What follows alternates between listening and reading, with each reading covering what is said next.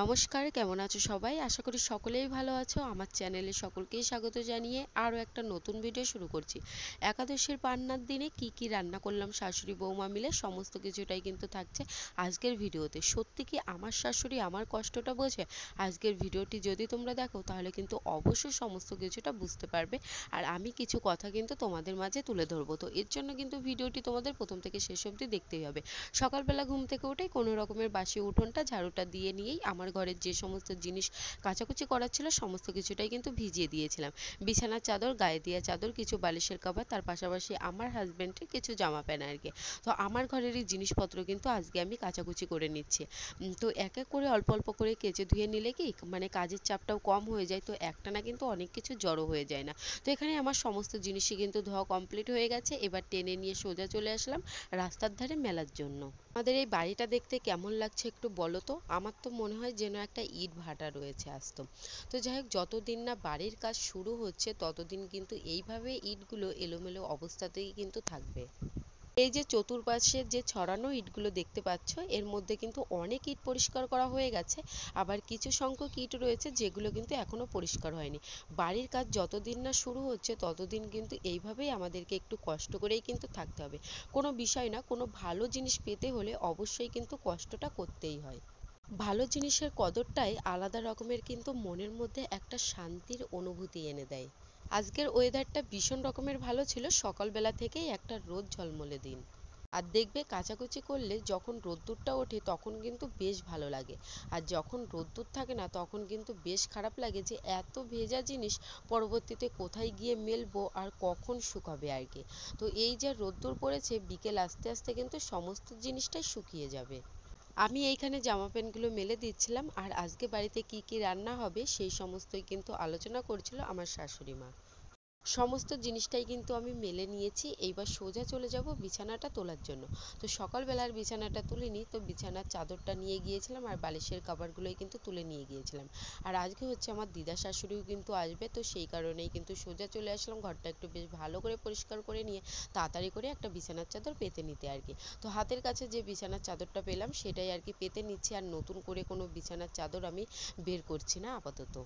এখন যেহেতু ঠান্ডার থেকে গরমটা একটু বেশ পরিমাণে পড়ছে, তাই পুরনো বিছানার চাদরটাই কিন্তু আমি পেতে নিয়েছি। আর সুতির বিছানার চাদরের ওপর গরমকালে ঘুমাতে কিন্তু বেশ ভালো লাগে আর বেশ কিন্তু আরামদায়ক হয়। তো এখানে হচ্ছে আমার কিন্তু বিছানা কমপ্লিট হয়ে গেছে, তারপরে সোজা চলে আসলাম উনুন ধারে। কি কি রান্না হবে, মা কিছুটা সবজি কেটে রেখে দিয়েছিল, আর এখানে হচ্ছে আমার শ্বশুর মশাই বাজার করে এনেছে, কারণ আজকে যে সমস্ত কিছু রান্না করা হবে সমস্ত কিছুটাই কিন্তু নিরামিষ। বাজার থেকে লাউ এনেছিল, আলু, মটরশুঁটি, এখানে রয়েছে বাঁধাকপি, মশলার বাজার, মোটামুটি যে সমস্ত কিছু রান্না করা হবে সমস্ত কিছুটাই কিন্তু এনে দিয়েছে। আর ভাতটা হয়ে গেছে, ভাতের হাঁড়িটাও কিন্তু উপর দিতে বসিয়ে দিয়েছে। আর এখানে হচ্ছে আমি বসে কিন্তু আগে বাঁধাকপিটা কেটে নিচ্ছি। নিরামিষ পান্না উপলক্ষে আমাদের বাড়িতে কি কি রান্না করা হবে তো চলো তোমাদের সঙ্গে একটু শেয়ার করি। সবার ফার্স্টে রান্না করা হবে শুক্তো, তার পাশাপাশি লাউ দিয়ে ডাল রান্না করা হবে, বাঁধাকপি চচ্চড়ি, পালং শাক, আর হচ্ছে টমেটোর চাটনি। তো এখানে আমি বসে বসে কিন্তু সবজিগুলো কেটে নিচ্ছি, আর আমার শাশুড়িমাও কিন্তু কিছু যে সবজিগুলো ছিল আগে কিন্তু কেটে নিয়েছে। আর এখানে যে সমস্ত সবজি কাটতে বাকি রয়েছে সমস্ত কিছুটাই কিন্তু এখন আমি কেটে নিচ্ছি। আজকে যত কিছু রান্না করা হবে সমস্ত রান্নাটাই কিন্তু মাই করে নেবে। আমার শাশুড়ি মা যে কয়দিনই বাড়িতে থাকুক না কেন, সপ্তাহের এখন একটা দিন করে বাড়িতে থাকে, সেই দিনটাতেও কিন্তু আমার সঙ্গে আমার সমস্ত কাজকর্মগুলোতেই কিন্তু হেল্প করে। যখন আমি রান্না করতে আসবো তখন সমস্ত জিনিসটাই কিন্তু হাতের কাছে একেবারেই কিন্তু গুছিয়ে এনে দেয়। তো চলো এবার আমি তোমাদেরকে শেয়ার করি আমার শাশুড়ি মার সঙ্গে আমার সম্পর্কটা কিরকম। মা মেয়ে যেরকম সম্পর্ক সেরকমই কিন্তু আমাদের দুজনের মধ্যে সম্পর্ক। আমি যখন অসুস্থ হয়ে পড়ি, যখন কোনো অসুবিধায় পড়ি না কেন, আমার শাশুড়ি মা কিন্তু ভোরবেলা উঠে রান্না করে তারপরে কিন্তু কাজে যায়, আর আমার অসুস্থ হলে খাবারটাও কিন্তু আমার বিছানার উপর গিয়ে কিন্তু দিয়ে আসে। আমার বিয়ের এই যে 3.5 বছর কেটে গেল, আজ পর্যন্ত কিন্তু আমার শাশুড়ি মা আমার খাবার নিয়ে কখনোই কিন্তু কোনো ছোট বড় কথা কিন্তু শোনায়নি। যে জিনিসটাই রান্না করুক না কেন সব সময় বলে যে তোর যে জিনিসটা খেতে ভালো লাগে সেটা তুই নিজে তুলে নিয়ে খা। বড় মাছটা রান্না করলেও কখনো বলে না যে এই পিসটা অমুকের জন্য রেখে দে, এই পিসটা তমুকের জন্য রেখে দে। সবসময় বলে যে তোর যে জিনিসটা খেতে ইচ্ছা করবে সেটাই বলবি, আমরা কিন্তু এনে দেবো। তো যাই হোক, এখানে হচ্ছে রান্না করতে করতে বাড়ির উপরে একটা দাদু চলে এসেছিল সুন্দর সুন্দর তার নিজের হাতে নকশি করা আসন নিয়ে। তো সেখান থেকেই কিছুটা আসন কিন্তু আমরা কিনে নিয়েছিলাম, 100 টাকায় 4টে আসন। রান্না তো আমাদের শেষ হয়ে গিয়েছিল, এমনি বাড়িতে কয়েকজন বাচ্চাদের খাওয়ার জন্য বলা হয়েছিল। তো যাই হোক, তারা চলে এসেছে, এখনো কিন্তু আমি তাদেরকে বসে হচ্ছে খেতে দিচ্ছি। এর মধ্যে কিন্তু রয়েছে একটা বড় বাচ্চা, মানে হচ্ছে আমার হাজবেন্ড, যেহেতু ও হচ্ছে দোকানে যাবে তাই তাড়াতাড়ি করে ও কিন্তু খেতে বসে পড়েছে।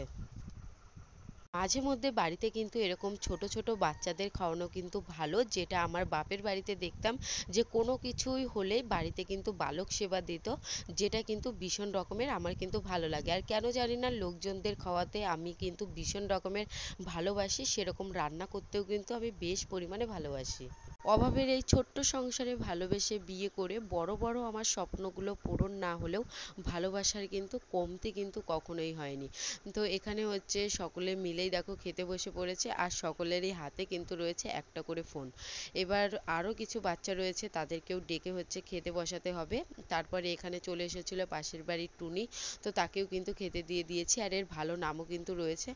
তো রান্না কিন্তু আমাদের সমস্ত কিছুটাই কিন্তু দুপুরের মধ্যেই কিন্তু শেষ হয়ে গিয়েছিল, রাতের বেলা আবার নতুন করে কিন্তু রান্না করতে হয়েছিল। সকলকেই খেতে দিয়ে লাস্টে আমি আর আমার শাশুড়ি মা দুজনে মিলেই কিন্তু খাওয়া দাওয়াটা সেরে নিয়েছিলাম। খাওয়া দাওয়া শেষ করে নিয়ে যে সমস্ত এঁটো থালা বাসনগুলো ছিল সমস্ত কিছুটাই কিন্তু গুছিয়ে নিয়ে সোজা চলে আসলাম কলতলায়। এবার সমস্ত থালা বাসনগুলো কিন্তু আমি মেজে ধুয়ে নেব।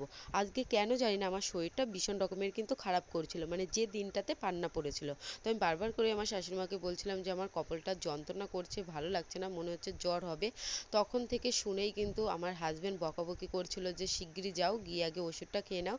আর আমার শাশুড়ি মাও কিন্তু তেমন আমাকে বলছিল যে তুই উঠে যা, যে সমস্ত জিনিসগুলো রয়েছে আমি মেজে ধুয়ে নেব, আর উনুন তার পাশাপাশি যেখানে বসে মেঝেতে খাওয়া দাওয়া করা হয়েছে সমস্ত কিছুটা একেবারে মুছে নেবে। তো আমি বললাম যে তুমি ওই সমস্ত জিনিসগুলো কাজগুলো করে নাও, আর এখানে যে থালা বাসনগুলো রয়েছে আমি মেজে নিচ্ছি। বারবার করে আমার শাশুড়িমা বলছিল যে তুই উঠে যা, উঠে গিয়ে আগে ওষুধটা খেয়ে নে, আর যে সমস্ত কিছু রয়েছে আমি কাজকর্মগুলো করে নিচ্ছি। আজকে যেহেতু আমার শাশুড়িমা নিজের হাতে অনেক কিছু রান্না করেছে, তারও কিন্তু কষ্টটা হয়ে গেছে, যেহেতু উনুন ধারে বসে রান্না করলে না একটা না মাজা পিঠ একেবারেই কিন্তু লেগে যায়। তো আমি থালা বাসনগুলো মেজে দিয়েছি, আর এদিকে হচ্ছে আমার শাশুড়িমা যে সমস্ত থালা বাসনগুলো ছিল সমস্ত কিছুটাই কিন্তু ধুয়ে নিচ্ছে। ভিডিওটি দেখে তোমরা বুঝতেই পেরে গেছো আমার শাশুড়ি মা কেমন। আর সত্যি কথা বলতে আমার শাশুড়ি মা সপ্তাহে একটা দিন করে বাড়িতে থাকে, রবিবার করে, মানে যেদিনই বাড়িতে থাকবে না কেন সেদিনই কিন্তু আমার সঙ্গে সঙ্গে, মানে আমার কাজের সঙ্গে সঙ্গে আমার শাশুড়ি মা ভীষণ রকমেরই কিন্তু সাহায্য করে। বিকেলবেলার দিকে আমার দিদা শাশুড়িও এসেছিল বাড়িতে। তো যাই হোক, মামা শ্বশুর বাড়ি থেকে মাছ পাঠিয়ে দিয়েছে অনেকগুলো। তো সেই সমস্ত মাছই কিন্তু আমি ফ্রিজে রেখে দিয়েছিলাম। এবার হচ্ছে তোমাদের সঙ্গে একটু দেখাচ্ছি যে কত মাছ পাঠিয়েছে। এখানে কিন্তু যে মাছগুলো ছিল সমস্ত কিছুই কিন্তু জলকরের মাছ আর তেলাপিয়া মাছ ছিল। তো চলো এবার হচ্ছে আমাদের গাছের আমের বোলগুলো দেখায়। এই বছর কিন্তু আমের বোল সাংঘাতিক পরিমাণে এসেছে। তো আজকের ভিডিওটি আমি এখানে শেষ করছি। শাশুড়ি বৌমার মিল কেমন লাগলো ভিডিওতে অবশ্যই কিন্তু তোমরা কমেন্ট করে